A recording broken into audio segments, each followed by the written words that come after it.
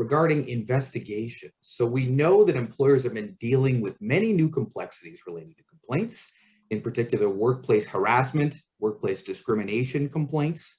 What are some pitfalls employers are struggling with at this time, Ingrid? And what should they keep in mind to avoid these pitfalls?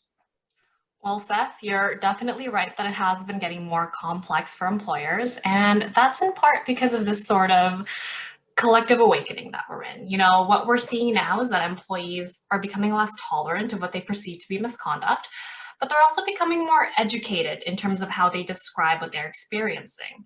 So you'll more commonly hear employees use terms of art like microaggressions or microinvalidations, or expressing that they feel othered or fetishized or gaslit, or just generally focusing on more subtle forms of offensive conduct. You might also see them bring up incidents from quite long ago because, again, they're now equipped with the language to describe and validate what they have been experiencing, possibly for quite a while now.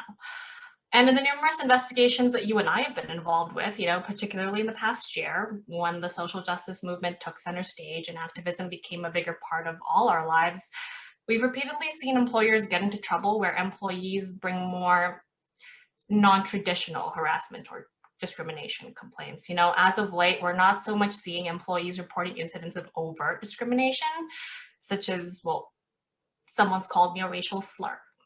There's more subtlety to the conduct. There's more nuance.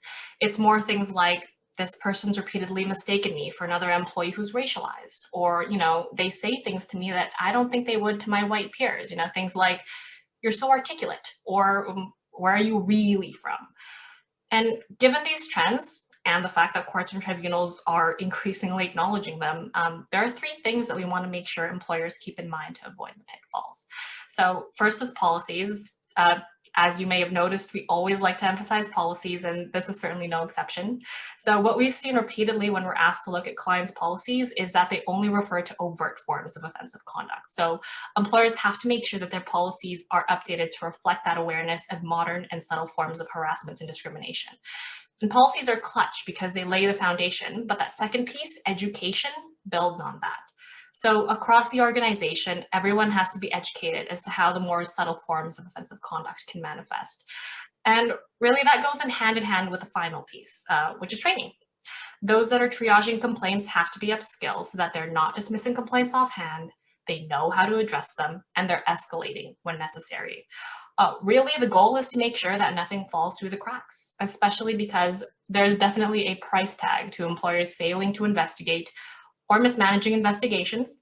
And as of late, we've certainly seen that price tag getting heftier.